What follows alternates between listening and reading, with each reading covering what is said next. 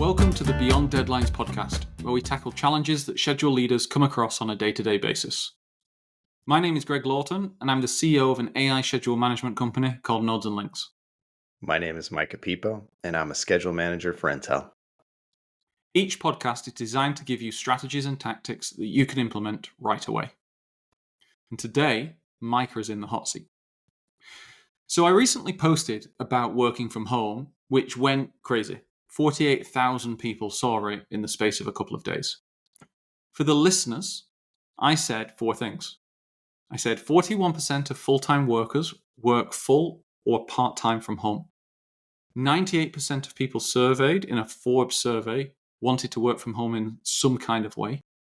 16% of all companies now are fully remote, which is a crazy statistic if you think about it. And 22% of New York office space is totally empty. So, Micah, you've been brought in as the head of scheduling for a large general contractor to implement some form of working from home policy. How would you do it? This is a great one that I've struggled with recently because I feel like what I want and what I think is right has teetered back and forth. Mm-hmm. For this general contractor, am I supporting the entire general contractor, or am I working in a specific vertical like advanced manufacturing, commercial, or something like that? Let's make this as easy as possible. Let's say that you're working in an individual vertical and you're also working in the individual vertical of scheduling. And let's say that HR have given you free rein. So there's no questions around general policy, unionization, etc. It is you have, let's say, 80 people working for you, and you have free rein to decide what the working from home policy is. Okay. And 80 people working for me right now, are they located on project sites? Are they located at their houses now? Where's these 80 people at? It's actually a mix because COVID happened. So when COVID happened, people started working from home. And then since COVID, there hasn't been clear guidance on what people should do. So some people are in the office most of the time. Some people are on sites most of the time. Some people work from home most of the time. And for fairness, you now need to implement some kind of policy. I think where I start with this is there are two groups of people in which I need to really effectively communicate this to, whatever change I come up with. The first group is those 80 schedulers. You want to be able to provide them clarity. You want to be able to provide them with a sense of structure.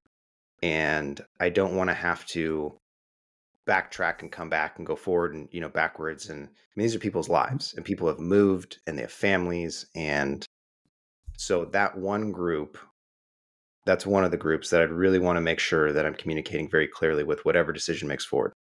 The second group is you're at a general contractor now where there's a lot of people for decades have moved their family around project to project because they had to be on site.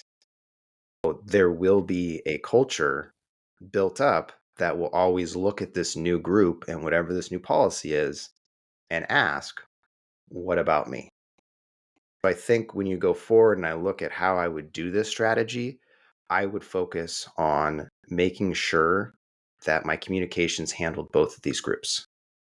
The people who I'm going to be interacting with, the superintendents and project managers and cost estimators that may not be able to get this policy, and then also the people who this is actually going to affect their lives.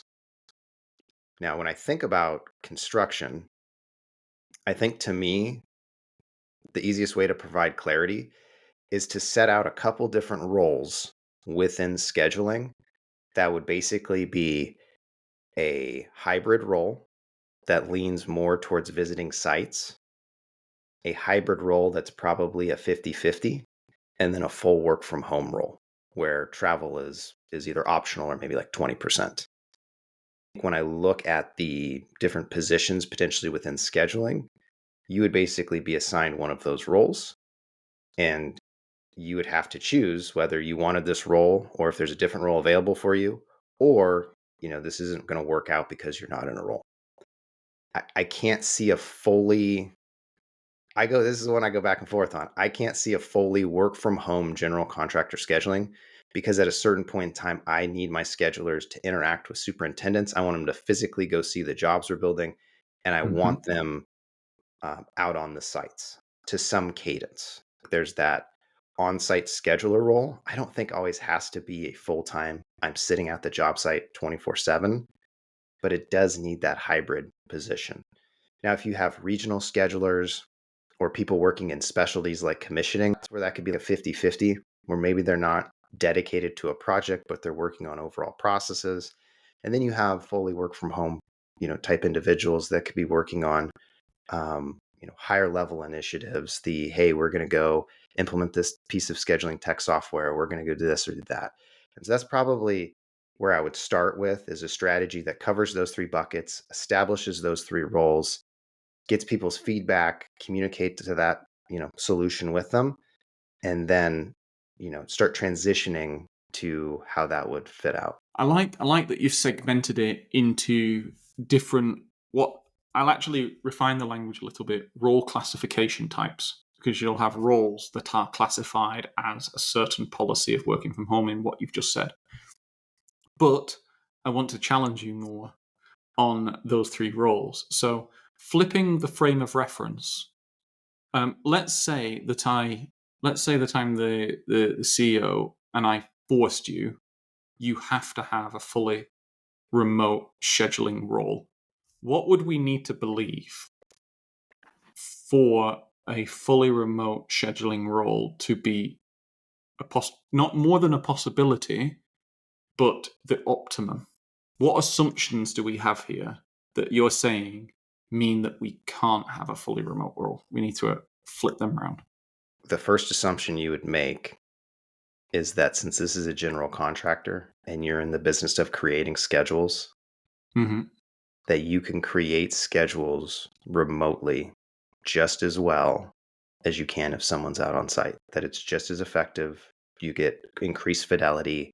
The other piece is that the scheduler will be integrated with the team just as well, be just as trusted, just as utilized, just as referenced to keep that schedule accuracy up. And I think the last one is that the schedulers will maintain an understanding of the scope that's being built. Mm-hmm.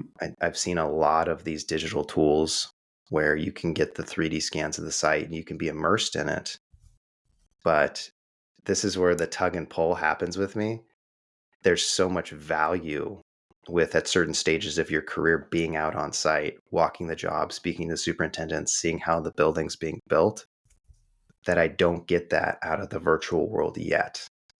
Those are the three big ones that I would have to then believe to be fully work from home. Now, there are different styles of scheduling, and there's different things that I could go back and basically say, these are the things we're going to lose or miss out on because we're going fully, remote. Mm-hmm. Are you okay with it? If a CEO came in and said, Micah, no one can travel anymore, we're going fully remote on scheduling, there's tremendous benefits there. And then there's some potential losses. And as long as we're aligned on it, I think it'd be an interesting experiment to go try. So I'll give you a situation in which a fully remote scheduling role could exist, and I'd love your opinion on this because it's just again framing the situation in a different way. What if you had a large project that required 8 schedulers and you had one on-site full time that was integrated and trusted by the project team, and you had 7 either working from home or overseas that did the grunt work that one person. So you've segmented the role. So rather than having 8 people doing scheduling and team management, you've got one person team managing and 7 people scheduling. Is that a possibility? Yeah. Yeah. To me, as a constant optimizer and improver, I would look at what are the value adds that this person is providing truly on site. And then what are the 8 people doing And then I would look towards, well, is there any way if it's just, data processing or wherever it Hmm. is, how can we get it at a lower cost or fully automate it?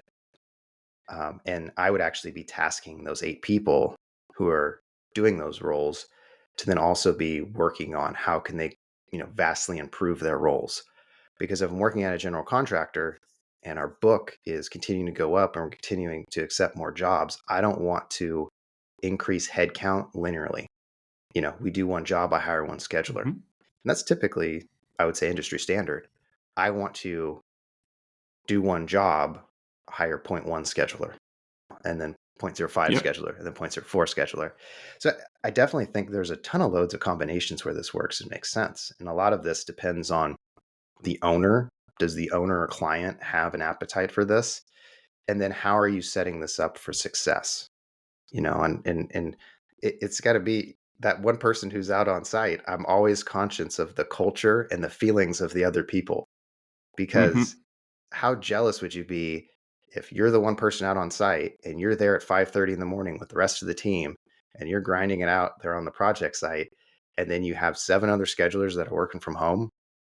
I, I gotta imagine that's going to create an interesting dynamic. So if there a reward system, or is the carrot big enough for the person to be on site to really be there and be helping out and Hmm. contributing, versus that person's just, I want that guy's job or gal's job. They get to work from home every day. Completely. Well, taking that reward system and just coming full circle back to the uh, your opening statement. So there's advantages and disadvantages to working from home. And on the post that I posted, a lot of the comments were actually saying about early careers, about how would you actually go and learn the craft if you weren't sitting next to John or Susan 8 hours a day learning by osmosis. How would you implement development plans and promotion pathways if you did have let's call it a hybrid work from home policy? Well, would you mind if let's go fully work from home? Okay, let's go fully. Actually, that Because may yeah, the I'm extremes gonna allow keep us. on, yeah, no, because I'm gonna keep on leaning back to old school Micah. And like, you have to be on site to learn it. Let's hop in our DeLorean and let's get to the future here.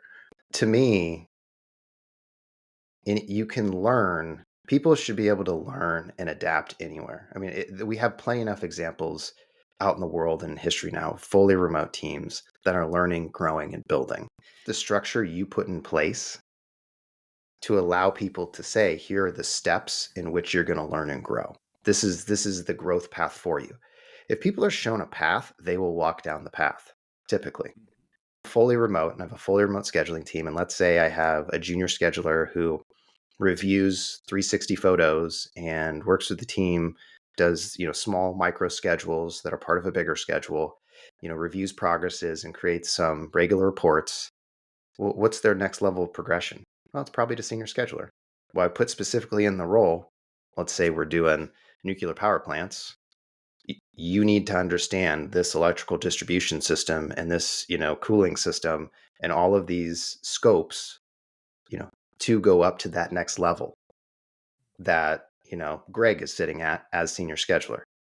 If people were shown that path and they were given a clear enough, like, this is how you get up, they're going to go set up the one-on-ones with the mechanical and electrical engineer to go figure out the systems. They're going to go study the diagrams and drawings. They're going to go review the 360 photos and work up that path. And if you promote that culture and say, listen, you know, Greg's doing a great job. He has learned these systems. He can schedule very proficiently. He's awesome. I think people will work up that path, and eventually that will just become the norm. And so I don't really fully buy. I think it's helpful, but I don't fully buy in that you need to have it. I would agree on this. What I've found transitioning from a company that's working in the office to work fully remotely is that you lose the buffer that allows for lazy leadership. You can't just say, please sit next to Susan for 8 hours and figure stuff out. you actually need to think through what are the micro skills and competencies that I need these individuals to develop, and how do I put not just the training, but also the opportunities to practice and exhibit those skills and competencies in place. It's the whole tell, show, watch, review cycle. You need to have formal programs in place that have that.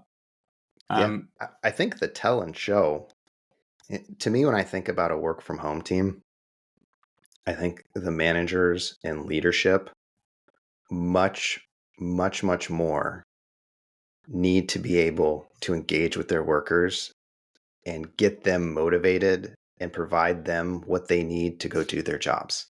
Or else you're sitting at your house, you have everything else in the world you could go do. And even when you're in the office, it's the same thing. Here's a great example. How many times have you been sitting in a meeting? You sit there for an hour and a half, 2 hours, general status update meeting, but it's held at a certain time period. Everyone's supposed to log in and watch the meeting, but there's no feedback, there's no interaction, there's no questions. It's just status update. Yeah, they send the slides out afterwards, but of course, there's a bunch of stuff mentioned in the meeting that isn't in the slides. Well, newsflash, there's technology that exists today that allows you to record meetings and then send them out later. And whenever you do this, people will be like, well, people won't show up to the meetings. Kind of one of these things where it's like, why doesn't simple economics, supply and demand, kick off and realize if people aren't showing up to the meetings, it's because they're not great meetings. If no one's speaking in meetings, it's because there's nothing to speak about. Cancel the meeting, have someone record an individual, call, then post it, and people can watch it at their own time. And then think of ways of meetings and status updates or whatever that are actual valuable to the team.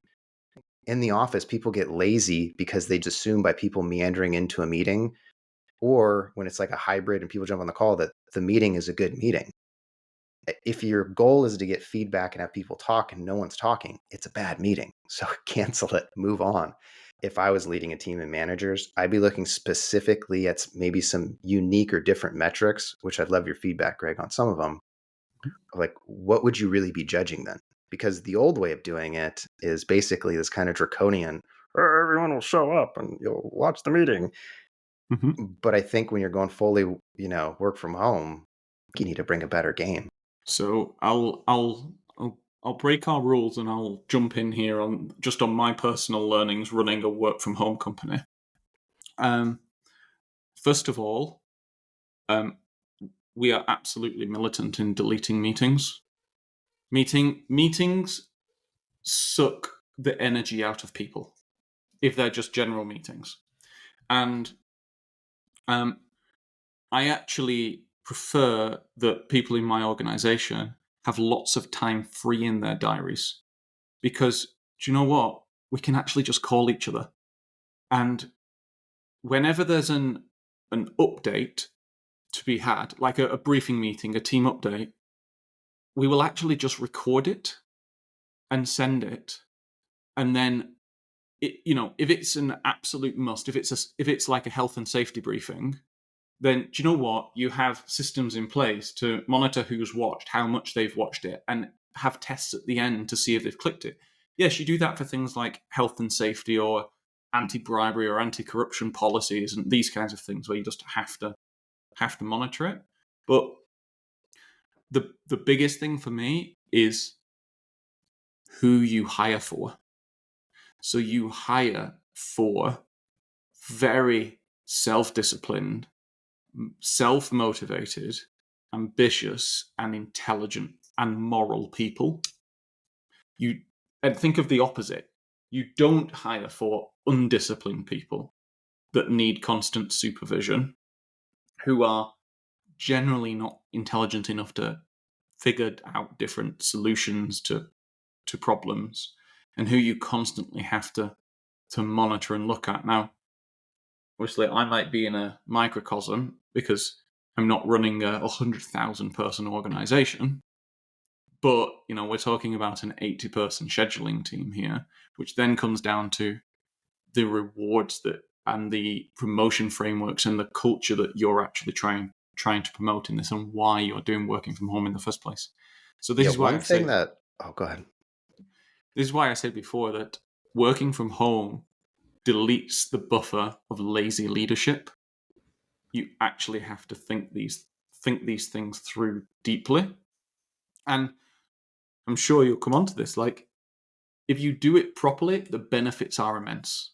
Like, the amount of time that's wasted in a general day on site or in an office is unbelievable. Like, I used to have this hypothesis that I could get an entire workday done in about 2.5, 3 hours. And I'm pretty sure everyone would nod at that. It's Yeah. like, cool. Yeah. One idea I had that popped into my head was the schedule status update meeting. Oh, God, yes. Let's think about the schedule status update meeting. A lot of times you'll have a client and a GC. The GC will come in and put up the schedule, like present it on, in the call, and maybe they'll put it up on a big whiteboard, or maybe there's a presentation there, and they talk through standard points that everyone already knows.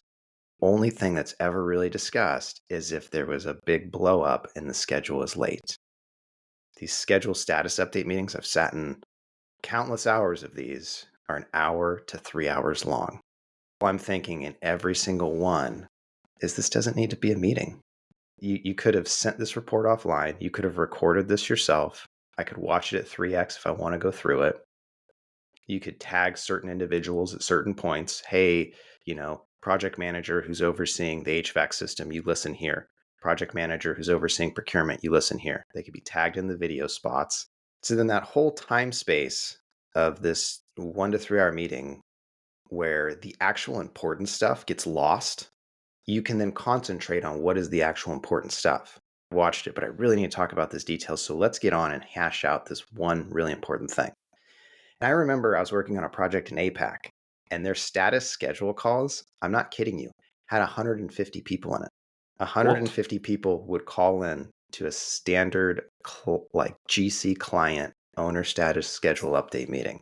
How much am I being paid per hour? Because if it's less than 1,000, I'm not sitting on that. And here's an even better one. We were sitting in the meeting. One of the person presented whatever they presented, and then they get off the call, or they get done presenting. But their little window still stays up. Mm-hmm. This person started shopping for doorbells. They're still presenting their screen. The person's now talking, but the little thing's going on. People are trying to ping him, being like, hey, man, you're shopping for doorbells. I mean, luckily it was just doorbells. But then he finally stops, you get busted. It just shows you the engagement of the care people are having to that call. If you take that 150 people and you add up a base rate for it, these meetings are costing hundreds of thousands of dollars with zero value. If I'm leading a work from home team, I am asking all the questions you asked at the beginning. I'm trying to flip this on its head, trying to really focus on those 80 people, position them in places for success, build a culture that has grit, wants to push the bounds, and has a little chip on their shoulder because they work from home.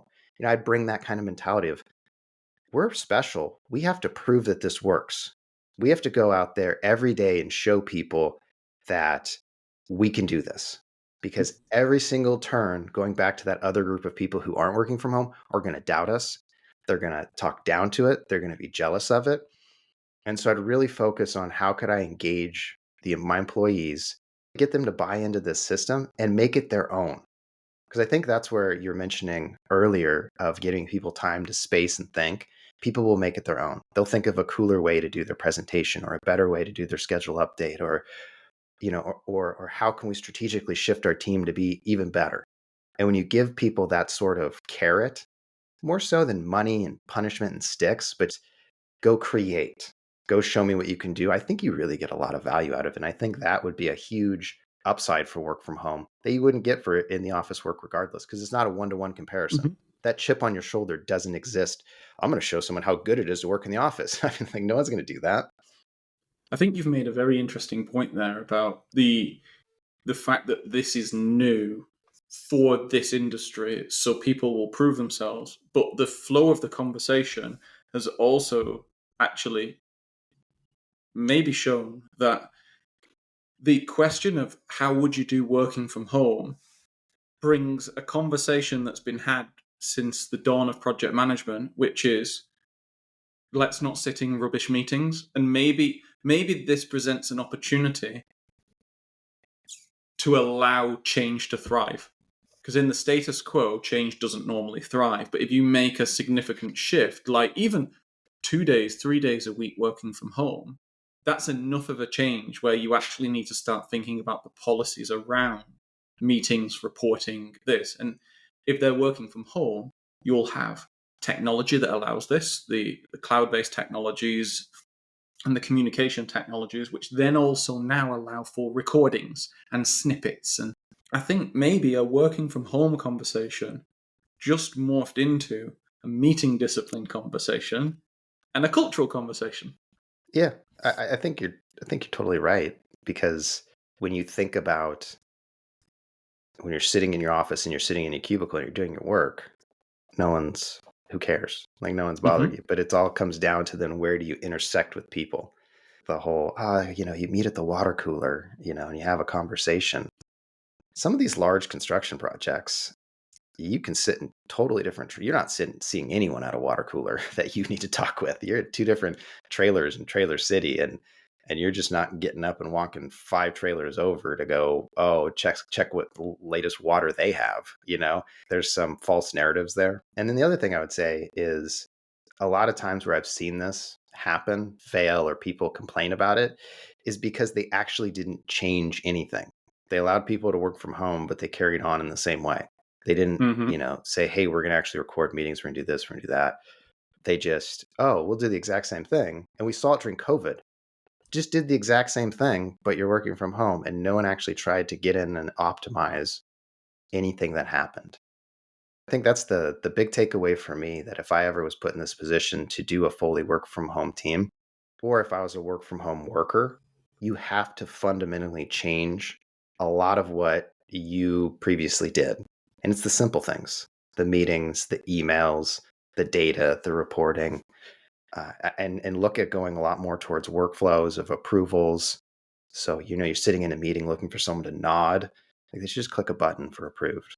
That's, to me, where I really hope we do see a bigger change towards this, because I think the scale is still tilted one way. I think it's holding back people getting in the industry. Why would you want to be a construction startup scheduler, now that we're talking about it, if I got to fly to Timbuktu and sit in the middle of nowhere and grind it out in a trailer, when I could just as easily take my degree, a nice cushy office, or sit at home and work from home? And so I think providing those opportunities for people, and they're coming, but I hope we see more of them. Yeah, well, so supply and demand, the wonderful thing about capitalism is supply and demand will figure out the problem for us, because either companies will keep saying, no, you have to come on site, at which point either the job is so amazingly entertaining or the pay is so crazy extreme that people are happy to do that, or companies will go, well, actually, we can't attract the new generation of talent, or we are breaking our cost base by having to pay these enhanced rates. So we have to go work from home in some way, and the battle and the blood will be spilt on the bidding field. If you're coming in and saying, well, I'm going to have to pay everyone 20% extra to go on site, and someone else is going, well, I've actually been creative and I've cut my cost by 10% because I don't have to pay for an office, and I'll still have all of the people. Okay, well, you'll be priced out. I was just thinking, another thing I would go into the VP or the CEO or whoever I was reporting to, I would say we're going to do both. We're going to go work from home, and I'm going to pay people 20% more to work from home. And I will find and create the best, most talented scheduling team this world has ever seen, because no one will be able to compete with me. Not the Googles, not the Facebooks, no one.